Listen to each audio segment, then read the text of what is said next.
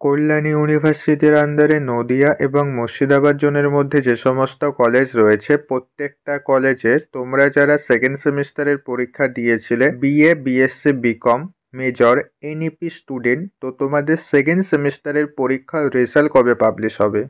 এই প্রশ্নটা তোমাদের প্রত্যেকেরই রয়েছে।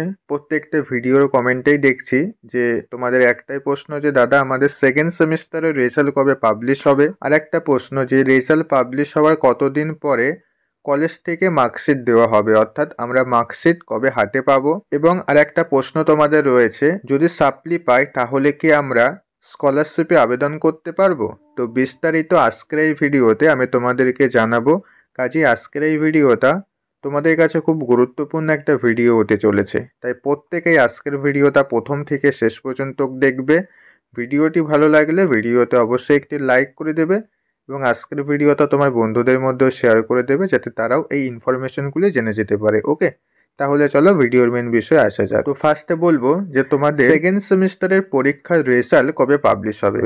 তো দেখো তোমাদের সেকেন্ড সেমিস্টারের রেজাল্ট পাবলিশ হতে এখনো অনেকটাই দেরি রয়েছে।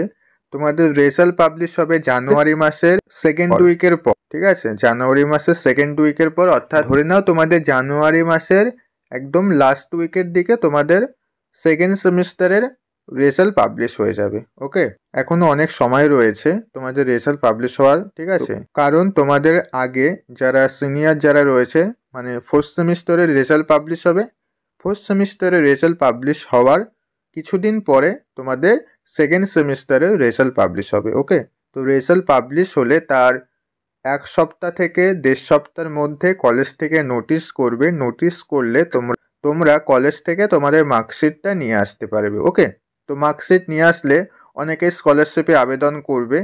তো এই স্কলারশিপে আবেদন করার ক্ষেত্রে তোমাদের প্রত্যেকেরই একটা প্রশ্ন এসে দাঁড়াবে যে দাদা আমাদের যদি আর কোনো একটা সেমিস্টার, ধরো ফার্স্ট সেমিস্টার বা সেকেন্ড সেমিস্টার, কোনো একটা সেমিস্টারে সাপ্লি থাকে তাহলে কি আমি স্কলারশিপে আবেদন করতে পারবো? তো দেখো, তোমার যদি কোনো একটা সেমিস্টারে সাপ্লি থাকে তাহলে কিন্তু তুমি কোনো স্কলারশিপে আবেদন করতে পারবে না, কারণ স্কলারশিপে আবেদন করতে গেলে তোমার দুটো সেমিস্টারে ক্লিয়ার থাকতে হবে, অর্থাৎ দুটো সেমিস্টারে পাস করে থাকতে হবে, তাহলেই তুমি স্কলারশিপে আবেদন করতে পারবে। আর এখানে আর একটা প্রশ্ন অনেকেরই থাকে যে দাদা আমার ফার্স্ট সেমিস্টারে 60% উপরে নাম্বার রয়েছে কিন্তু সেকেন্ড সেমিস্টারে আমার সাপ্লি রয়েছে, বা আমার দুটো সেমিস্টার মিলিয়ে 60% উপরে নাম্বার হয়ে গেছে কিন্তু আমার একটা সেমিস্টারে সাপ্লি রয়েছে, তাহলে কি আমি আবেদন করতে পারবো? না, তুমিও আবেদন করতে পারবে না, কারণ তোমার পুরো সেমিস্টার ক্লিয়ার নেই, এই কারণে স্কলারশিপে আবেদন করতে পারবে না। মেন কথা হলো তোমার দুটো সেমিস্টার ক্লিয়ার থাকতে হবে, তাহলেই তোমরা স্কলারশিপে আবেদন করতে পারবে। আশা করছি তোমরা প্রত্যেকেই বিষয়টা বুঝতে পারলে।